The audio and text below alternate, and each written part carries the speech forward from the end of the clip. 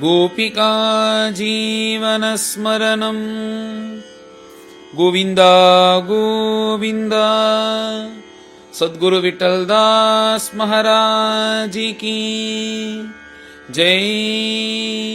సాక్షాత్ వైకుంఠవాసి అయిన కపిల వాసుదేవులు దేవహూతికి ఇలా ఉపదేశం చేసేటప్పుడు యోగ మార్గం, భక్తి మార్గం వీటన్నిటినీ చెప్పి తర్వాత కాలస్వరూపిగా భగవంతుడు ఉండి ఈ ప్రపంచాన్ని పరిపాలిస్తున్నాడు అని విస్తారంగా చెప్పి ఇలాగంతా చెప్తూ వచ్చేటప్పుడు తరువాత ఇప్పుడు కపిల వాసుదేవులు తన్ను మరచిన పాపుల యొక్క లక్షణం, తర్వాత ఈ జీవాత్మకు ఈ శరీరంకు దీనికి సంబంధం ఏమిటి, ఇవన్నీ చెప్పేదానికి ప్రారంభించారు పైన కపిల వాసుదేవులు దేవహూతి అమ్మను చూసి.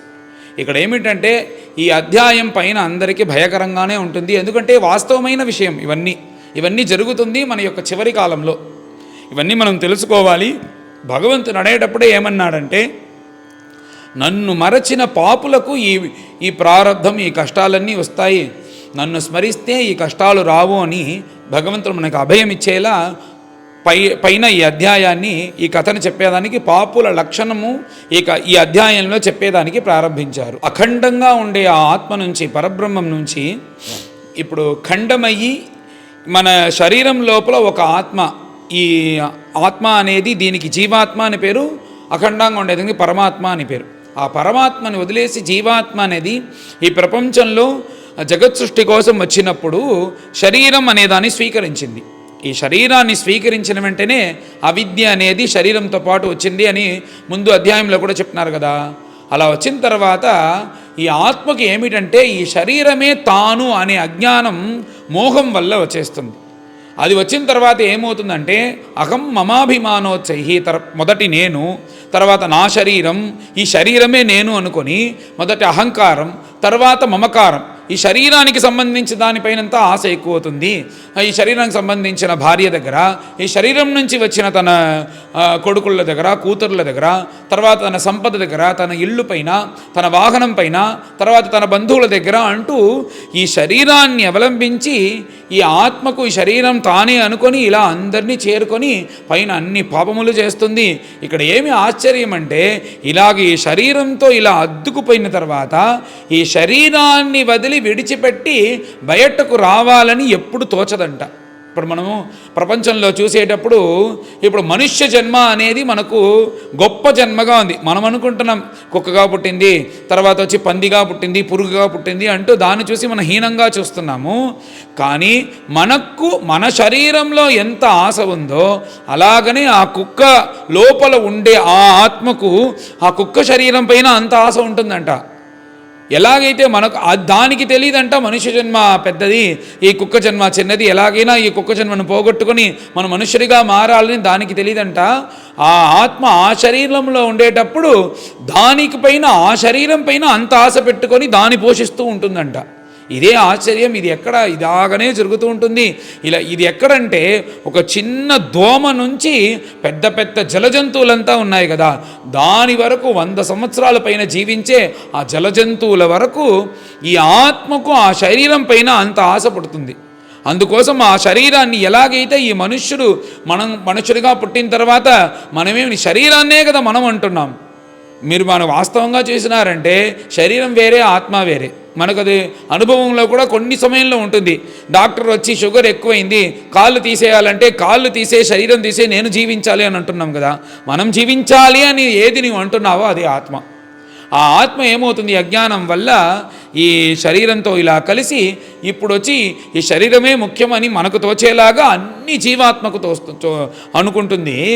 దానికి ఏం ఆశ్చర్యం అంటే, ఇప్పుడు మనం జీవిస్తున్నామంటే ఒక్కొక్క చోట్ల వెళ్ళి ఒక్కొక్క విధమైన శరీరాన్ని తీసుకొని మనం ఆ చోట్ల జీవిస్తామంట. మనుష్యుడిగా అంటే భూలోకం, నరకముకు పోయినామంటే యాతనా శరీరం, పితృలోకానికి పోయినామంటే అక్కడ ఒకలాగా, స్వర్గానికి పోయినామంటే అక్కడ ఒక శరీరం, ఇలాగా ఒక్కొక్క శరీరాన్ని తీసుకొని ఆ సుఖము దుఃఖాలను, అనుభవాలను అనుభవిస్తుందంట ఆత్మ. ఇలా అనుభవించేటప్పుడు నరకంలోనే ఘోరమైన ఒక శరీరం తీసుకొని ఆ కష్టాలన్నీ అనుభవిస్తుంది కదా. ఈ శరీరం పైన పెట్టిన ఆశ అనేది ఎలాగుంటుందంటే, ఆ నరకంలో కష్టపడే శరీరాన్ని కూడా వదిలేదానికి తోచదంట ఈ ఆత్మకు, ఆ శరీరం పైన ఉండే ఆశ. ఇలా పెట్టి పెట్టి పెట్టి ఆ శరీరం పైన అంత ఆశ పుడుతుంది. ఇలాగ మనుష్యుడిగా పుట్టి ఈ శరీరం పైన పెట్టిన ఆశన వల్ల అందరి మోహంతో తను చేయకూడదంతా చేసి డబ్బులు సంపాదించి కుటుంబ పోషణ అని నన్ను మరచి ఇలా చుడుతూ ఉండే ఆ పాపుల లక్షణం పైన చెప్తాను అంటూ కపిలవాసులు దేవహూతి అమ్మ గురించి అమ్మ దగ్గర పాపుల యొక్క లక్షణాన్ని చెప్పేదానికి ప్రారంభించారు. మన శరీరంలో మనకు దృఢగాత్రంగా ఉండేటప్పుడు, మనం బాగా ఉండేటప్పుడు దేన్ని కూడా మనం ఇస్తాము, మనం గర్వంతో ఉంటాం. మనకు ఒక కాలం ఉంటుంది కదా, చివరి కాలం అనేది మనకు శరీరంలో బలము ఉండదు, సంపాదన ఉండదు. ఆ సమయంలోని అన్ని కష్టాలు మనల్ని ఇలా తలుపుకు తట్టుకొని వస్తుందంట. ఇలా వచ్చేటప్పుడు మనకు ఎప్పుడు సంపాదన మనకు తగ్గుతుందో అప్పుడే మన యొక్క అసలైన మన మర్యాద అందరి దగ్గర తెలుస్తుంది. ఇలా ఉండేటప్పుడు ఏమవుతుందంటే వాడిని ఎవ్వను కూడా వాళ్ళ దగ్గర అడిగి ఏమి చెయ్యడు, ఇలా అలక్ష్యం చేస్తారంట వాడిని. సరే పోతే పోనీ మన కొడుకులే కదా అని ఇలా ఉండేటప్పుడు అతనికి రోగాలు అనేది వచ్చేదానికి ప్రారంభిస్తుంది. ఎందుకంటే ఎలాగైతే ఈ శరీరాన్ని వదిలిపెట్టేదానికి ఉండే హేతు కావాలి, అందుకోసం అది జరుగుతూనే ఉంటుంది కదా. ఆ హేతులాగా రోగం అనేది వచ్చేదానికి ప్రారంభిస్తుంది. ఇలా రోగం వచ్చిన తర్వాత ఇలా ఇంట్లో కూర్చొని భోజనం చేసేటప్పుడు ఇలా దగ్గుతూ శ్వాసతో ఇలా వాంతి చేస్తూ ఇలా ఉండే అతన్ని చూసి కొడుకు అనేస్తాడు, ఇలాగంటా ఉంటే ఎలా మేమంతా భోజనం చేసేది, పిల్లలందరూ ఉందారు, ఇన్ఫెక్షన్ అయిపోతుంది, ఎలాగైనా చెప్పి నువ్వు బయట ఒక రూమ్ ఉంది కదా అక్కడ వెళ్ళి నాన్నను అక్కడ ఉంచే అని అమ్మ దగ్గర చెప్పేసి వెళ్ళిపోతాడు వాడు. ఈమెం చేస్తుందంటే ఆయన దగ్గర చెప్పేదానికి బాధతో సిగ్గుతో ఏమంటుందంటే, మీ కొడుకు ఏదో కొత్త రూమ్ కట్టినాడంట వెనకాల, అది మిమ్మల్ని చూపించాలి అన్నారు, మీరు రండిని ఒకసారి తీసుకెళ్ళి బయటకు చూస్తే అది కొత్త రూమ్ అంతా ఏం లేదు. అక్కడ చూస్తే ఒక విస్తర, ఒక మంచం, మంచినీళ్ళు అంతా ఉంటుందంట. అక్కడ పెట్టేసి మిమ్మల్ని ఇక్కడే ఉండమన్నారు, ఇలాగ మీరు దగ్గుతూ ఇలా లోపల ఉంటే అందరికీ ఇన్ఫెక్షన్ అయిపోతుంది అని చెప్పి మిమ్మల్ని ఇక్కడ ఉండమన్నారని ఆ తల్లి అక్కడ ఆయన వదిలేసి వచ్చేస్తుందంట. అప్పుడు కూడా ఏమంటే ఇలా చేస్తున్నారు కదా, అప్పుడు కూడా భగవంతుని తలచాలి, భగవన్నామని చెప్పాలని అతనికి తోచదంట. అప్పుడు ఏమిటే గృహపాల ఇవాహరణ్, అప్పుడు పెట్టే భోజనాన్ని కూడా ఒక కుక్క మర్యాద లేకుండా పెడితే భోజనం కుక్క ఎలాగ మర్యాదంతా ఎదురు చూడదన్నో అలా ఎదురు చూడని కుక్క మర్యాద లేకుండా పెట్టే అన్నాన్ని కుక్క ఎలా తింటుందో అలా ఈ పాపి తింటూ ఎలాగైనా ఈ శరీరాన్ని పోషించాలి, ఎలాగైనా మనం సరి అయిపోవాలి, మళ్ళీ కూడా మనం మొదటిలాగా రావాలి, జీవించాలి అనే ఆశ అనేది వెళ్ళటానికి వీలు కాకుండా ఇలా ఈ శరీరం అనేది శరీరంతో పాటు ఈ ఆత్మ ఇలా కలిసిపోతుంది. ఇలాగ ఉండేటప్పుడు ఇలాగనే కాలం ఉంటుందా, అలాగనే పోతూ ఉంటే చివరి కాలం అనేది వచ్చేదానికి ప్రారంభిస్తుంది. అతనికి శ్వాస పీల్చేదానికి కష్టంగా ఉంటుంది. ఇలా దగ్గుతూ ఇలా ఉండే ఆ శ్రమంతో ఉండేటప్పుడు ఏం చేయాలని తోచకుండా ఇప్పుడు మరణకాలం అనేది దగ్గర అవుతానే ఉంది. వెంటనే తీసుకొని ఇంట్లో పెట్టుకొని వెంటనే డాక్టర్ని పిలిచి చూడమంటారంట. చూడమంటే ఏమంటే ఆయన చూసి ఇంకొన్ని రోజులే ఉంటారు అని చెప్పేసి వెళ్ళిపోతాడు. వెళ్ళిపోయిన తర్వాత అతనికి అదంతా చెవులో వినపడుతుందంట ఆ పాపికి. వెంటనే ఇతడు డాక్టర్ని చూసి కొన్ని రోజులంటే మేమేం చేయాలి, ఇలాగ ఈరోజు ప్రతిరోజు అంటే మాకు పనులన్నీ ఉన్నాయి, ఏదైనా ఒక చెప్పండి అంటున్నాడు. అంటే ఏమిటంటే ఎప్పుడు పోతాడని వాళ్ళు తెలుసుకోవాలి, అదే వాడి యొక్క అభిప్రాయం. ఇలాగంతా అని ఇన్ని మాటలు విన్నా కానీ అప్పుడైనా నన్ను స్మరిస్తాడా అంటే స్మరించడు. ఆ సమయంలో ఏమవుతుందంటే వాళ్ళు తెలుసుకొని మా నాన్న, మా బాబాయ్, మా పెద్దనాన్న, మా మామయ్య అంటూ అందరూ కలిసి అందరూ వస్తారంట అక్కడ ఆయన చూసేదానికి. అందరూ వచ్చి ఇలా అయిపోయింది అని ఏడుస్తారే తప్ప ఎవ్వరు కూడా భగవన్నామం చెప్పు, కొంచెం నేను పారాయణం చేస్తాను విను, భగవన్నామం చెప్తాను విను, సహస్రనామం చెప్తాను విను ఎవ్వరు చెప్పరు. ఇలా వచ్చి ఏడుస్తూ నువ్వు ఆ సంపదను ఇస్తానన్నావు, ఇక్కడ ఈ ఫ్లాట్ నాకు రాసిస్తానన్నావు, నా అన్న నాకు ఇవ్వడు అని ఇలా ఏడుస్తారే తప్ప అందరూ ఎవరు ఆయన గురించి ఆలోచించే వాళ్ళు ఉండరు. అప్పుడేమనుకుంటున్నారంటే ఇన్ని రోజులు గమనించని వాళ్ళు ఇప్పుడు వచ్చి ఏడుస్తున్నారు కదా, వెంటనే వాడికి తోచుతంత మనపైన ఎంత వాళ్ళు ఆశతో ఉన్నారు, వీళ్ళని వదిలి వెళ్ళాలా అంటూ అప్పుడు కూడా అజ్ఞానం అనేది, మోహం అనేది ఇంకా ఎక్కువైపోతుంది. ఇలా పడకలో ఉండే ఆ పాపిని చూసి అక్కడ నుంచి ఏదో ఒక భాగవతులు ఎవరో కొంచెం భజన చేసేవాళ్ళు మంచి వాళ్ళు వచ్చి, ఆయన ఇన్ని రోజులు నువ్వు జీవాన్ని పోగొట్టుకున్నావు, పర్లేదు. ఆ భాగవతంలో ఏముంటుందంటే జన్మలాభ పరపుంసామని చివరి శ్వాసలో భగవంతుని తలిచినామంటే మన జీవితాన్ని గురించి మనం కష్టపడక్కర్లేదు. ఇప్పుడైనా 2 నామం చెప్పునైనా నీకు పోయే కాలం పోయే చోట్ల ఏదైనా మంచి జరుగుతుంది అని వచ్చి చెప్తే అప్పుడు అంటారంట, నేనే కష్టంగా ఉన్నాను, నన్ను నా దగ్గర వచ్చి అది చెప్పు ఇది చెప్పు అంటూ ఇలా కష్టపడుతున్నారు, ఇక్కడ ఎవరు ఉండకండి వెళ్ళండి అని ఇన్ని మాటలు మాట్లాడతాడు. కానీ రామ కృష్ణ అంటూ 2 చిన్న చిన్న శబ్దాలు కూడా చెప్పడు.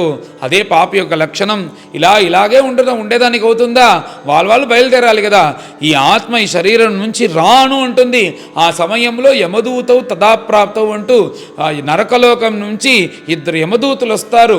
వాళ్ళు వచ్చి ఈ శరీరం నుంచి ఈ ఆత్మని ఇలా తీస్తారంట. ఇప్పుడు తీసేటప్పుడు కష్టంగా ఉంటుంది.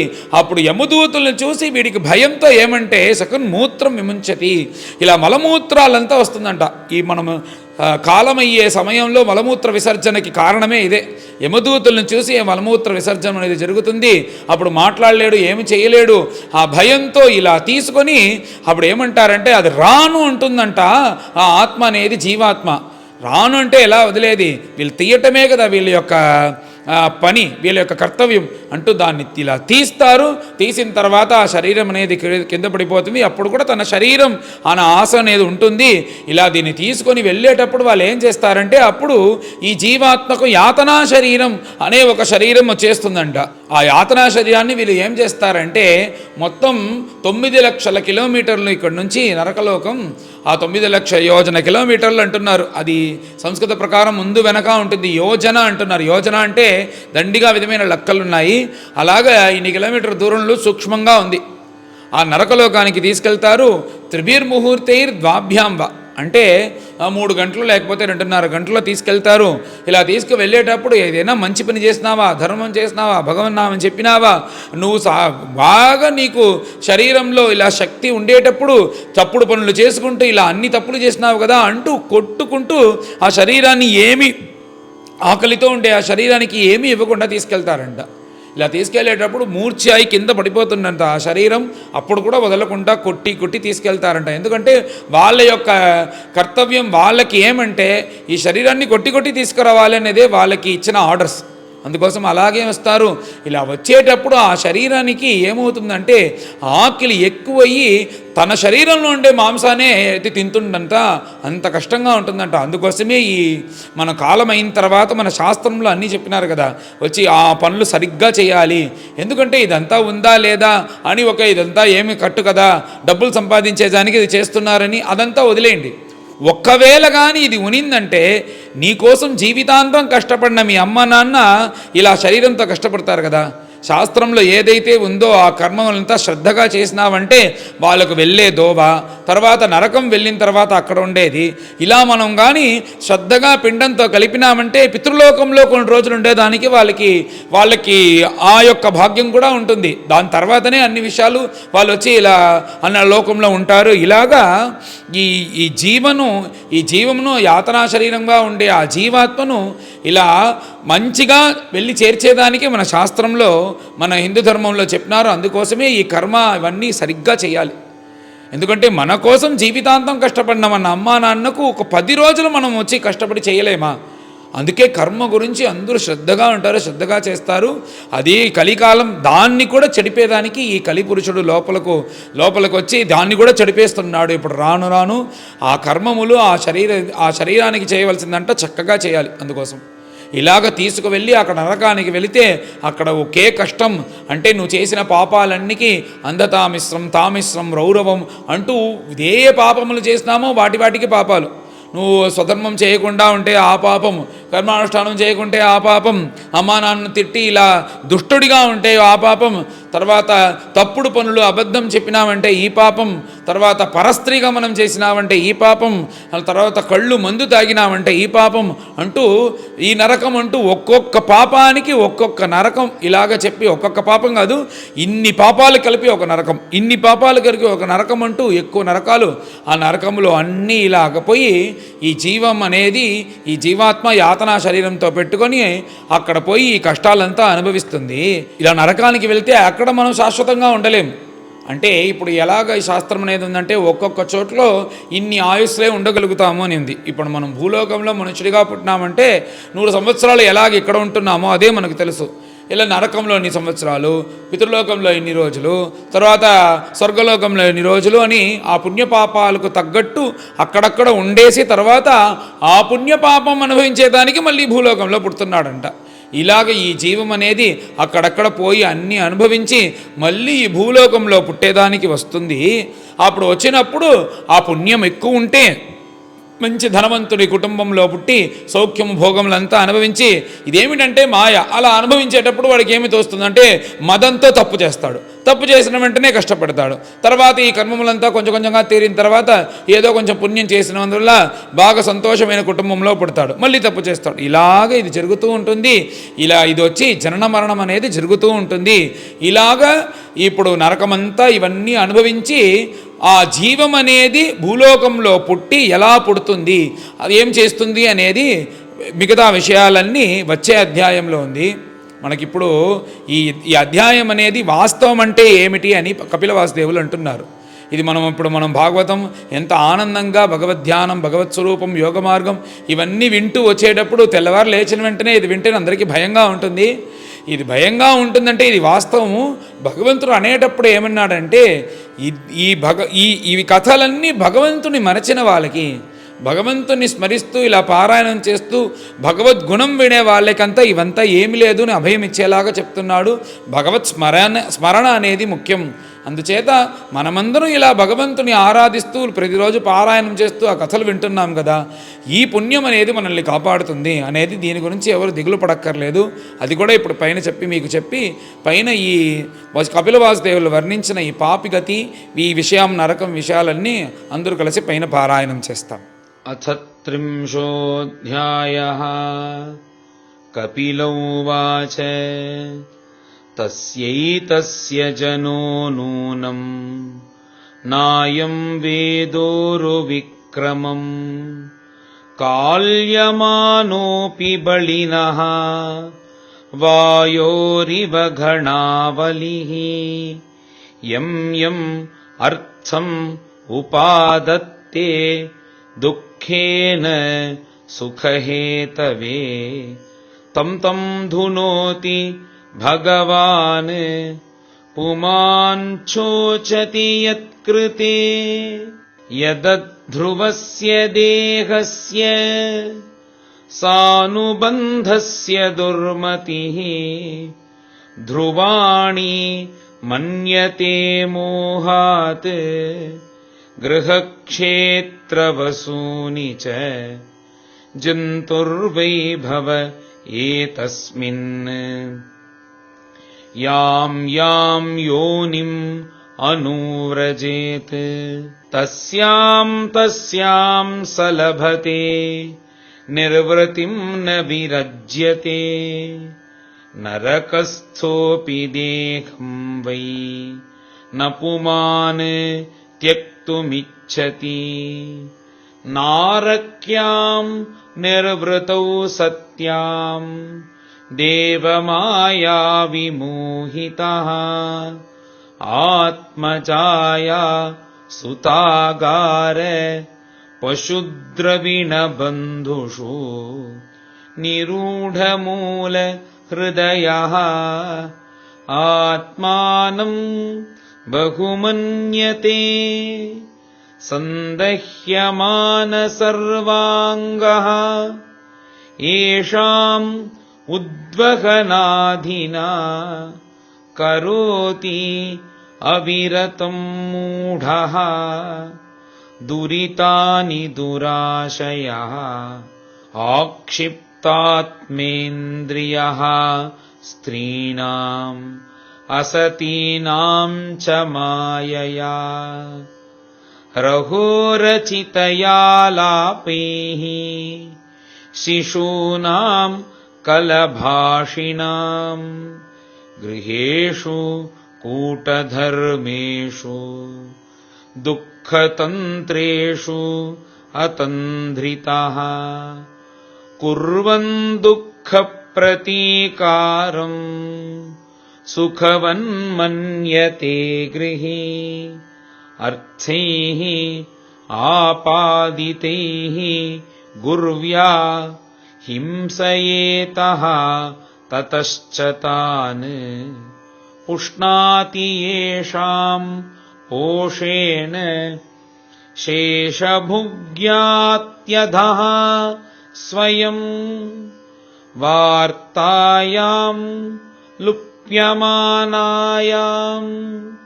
आरब्धायाम् पुनः पुनः लोभाभिभूतो निस्सत्त्वः परार्थे कुरुते स्पृहाम् कुटुम्बभरणाकल्पः मन्दभाग्यो वृथोद्यमः श्रियाविहीनः कृपणः ध्यायन् श्वसिति मूढधीः एवं स्वभरणाकल्पम्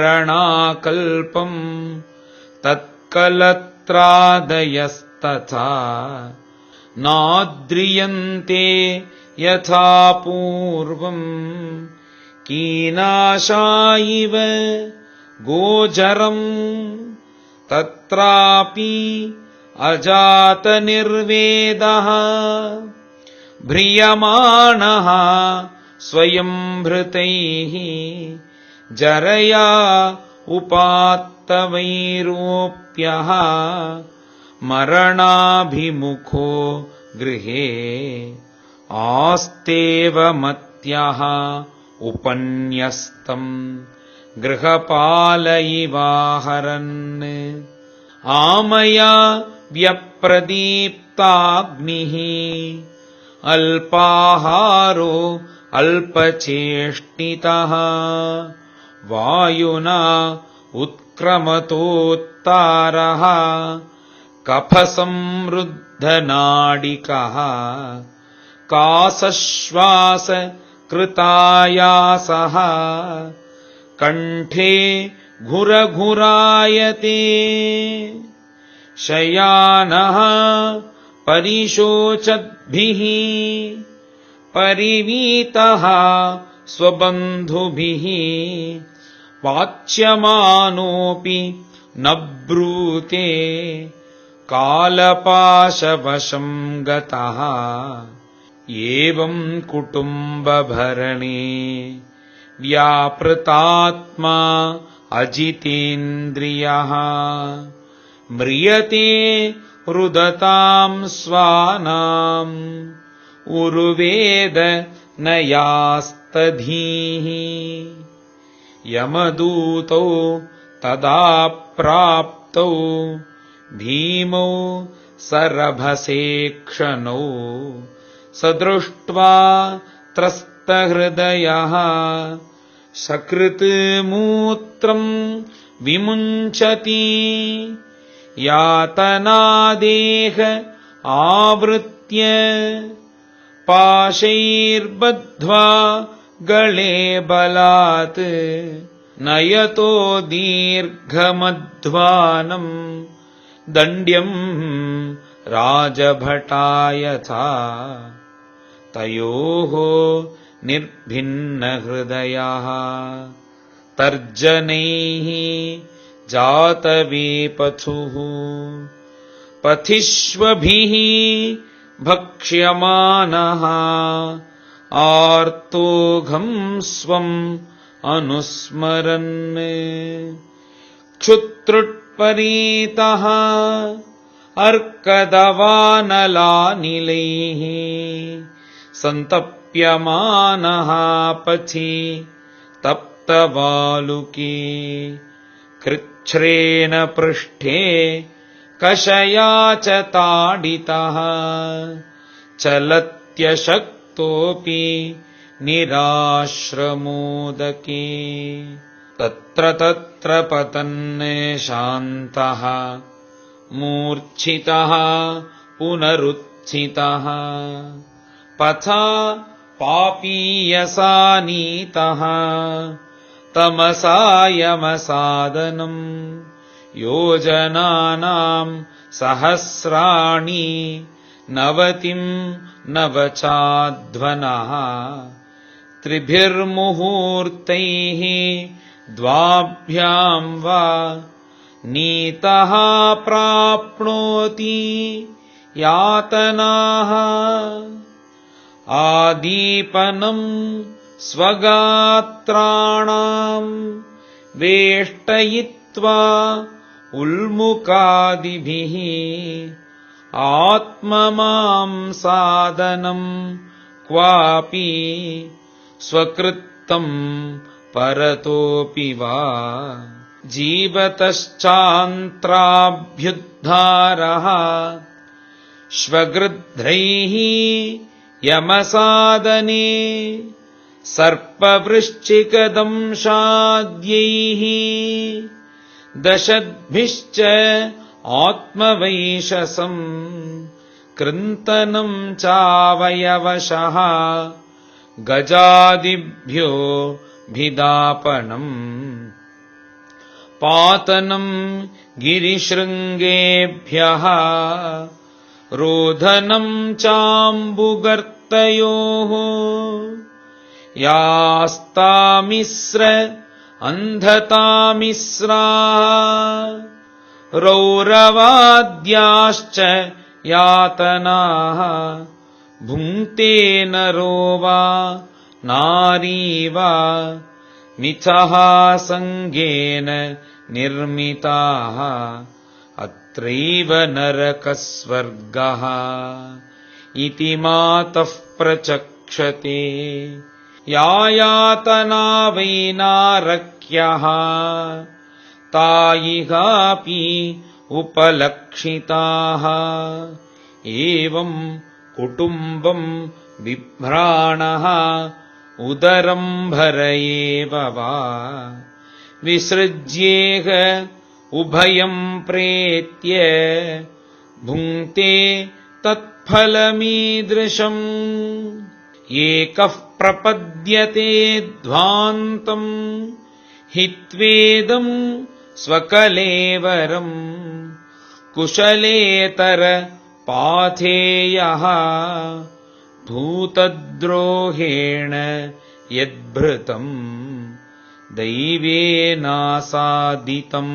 तस्य शमलं निरये पुमान् भुङ्क्ते कुटुम्बपोषस्य हृतवित्त इवातुरः केवलेन हि अधर्मेण कुटुम्बभरणोत्सुकः याति जीवः अन्धतामिस्रम् चरमं तमसः पदम् अधस्तात् नरलोकस्य यावतीर्यातनादयः क्रमशः समनुक्रम्य पुनरत्राव्रजेत् शुचिः श्रीहरये नमः। इति श्रीमद्भागवते महापुराणे तृतीयस्कन्धे कापिलेयोपाख्याने कर्मविपाको नाम 30 सर्गः। गोपिका जीवनस्मरणम् गोविन्द गोविन्द। सद्गुरु विठ्ठलदास महाराज की जय।